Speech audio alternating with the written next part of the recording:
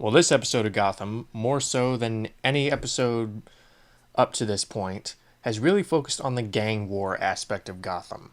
Not not that we actually saw the underlings of Salvatore Maroni and Carmine Falcone actually go at it physically, but basically the entire plot of the episode, instead of revolving around these individual characters and the villain of the week, it more so revolved around preventing a gang war when it between these two mafia factions over some kind of a turf dispute in the Arkham district. Now, the plot of this one is apparently the Arkham district is undergoing a significant change. Not only is the asylum being refurbished, as it were, or basically reinstated as this high class mental institution. Yeah, we'll see how long that lasts. But also, there's some dispute between whether or not it should be used as a front for for one side's waste disposal or for another side's housing project. So there is this sense of escalation, especially when this unnamed hitman begins taking out politicians on both sides of the war. And it's Gordon and Bullock take it upon themselves, more so Gordon. Gordon takes it upon himself to find out who is doing this and to potentially prevent a large scale gang war and and save thousands of lives. Now, this episode actually improved some stuff that I've had an issue with, or some issues with, over the course of the series. For instance, the character of Bruce Wayne, I think, was utilized minimally in this episode, or at least compared to how he has been used thus far. Because again, I don't think it's. I don't really like the idea of making Bruce Wayne a regular character on the show. I don't. A, the kid is not a very good actor. B, having Bruce Wayne be an asset to Jim Gordon and helping him solve crimes just seems kind of forced. And honestly, the whole inclusion of the character of Bruce Wayne after the pilot episode just seems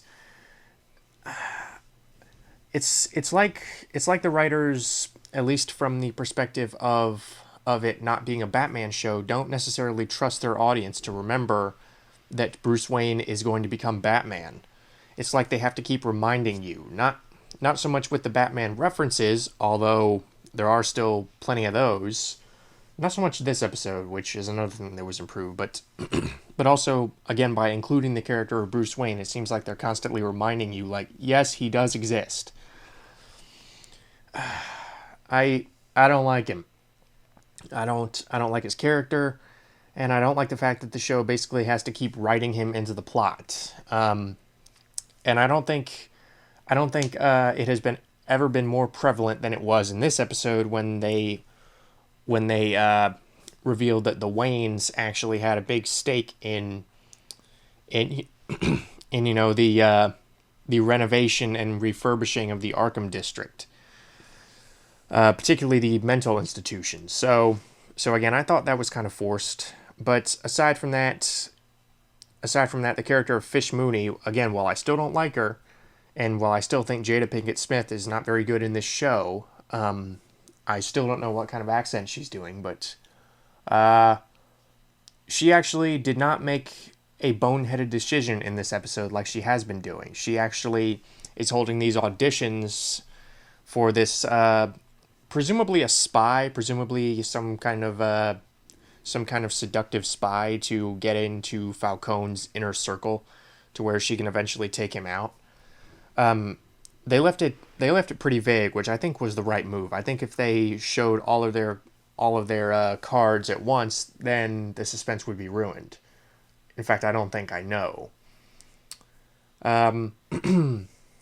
So yeah, I thought that was fairly interesting, and again, once again, the stuff that has remained good up to this point remains good here. the chemistry between Ben McKenzie and Donald Logue as Gordon and Bullock. I thought that would remain pretty strong. It seems like they're really settling into this sense of familiarity with each other.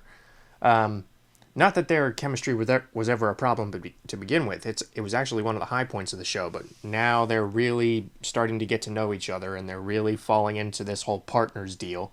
So like I said, I just like that small sense of comfort that was in their mannerisms, that was in their interactions. So so that still remains top notch. And in addition, the Penguin. The Penguin I actually thought was the most interesting character in this episode. Cobblepot, he's not the Penguin yet. Cobblepot is working in this kitchen, and it turns out it's a kitchen that is under the employ, or is a favorite hangout spot for Salvatore Maroni.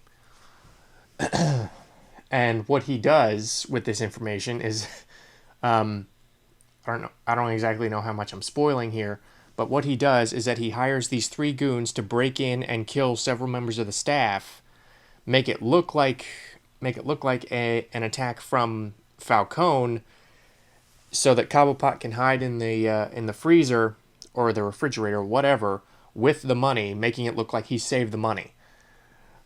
And that way Maroni would promote him.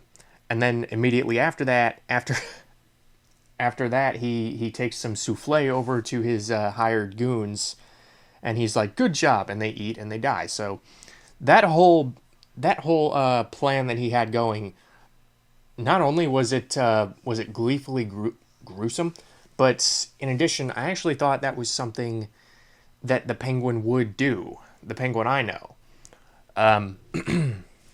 Not that I'm the biggest fan of the Penguin, but it seems like something that was very much in character for the character of Oswald Cobblepot. It seems like something he would do. And the fact that they conveyed that without necessarily beating you over the head with, like, get it, he's gonna become the Penguin someday. They didn't beat you over the head with that. The whole deal with Oswald Cobblepot in this episode, he's gone through a very natural progression up to this point, and I hope to see that continue, because again, he was the most interesting character in this episode. And in addition, there were some stylistic props that I had to give this episode. For instance, Arkham Asylum. I liked the way it looked. We didn't see much of it. We really only saw the front gate, but again, I like the fact that they are including these familiar locales without necessarily exploiting them, or at least not exploiting them the way that they are some of the names in the Batman mythos. Whether or not Arkham will be a recurring location in the season, I don't know. Maybe not. But it seems like the overarching plot of this season, which I don't really know how they're going to avoid the occasional standalone episode, since they now just got a 22 episode order instead of like 16 or something.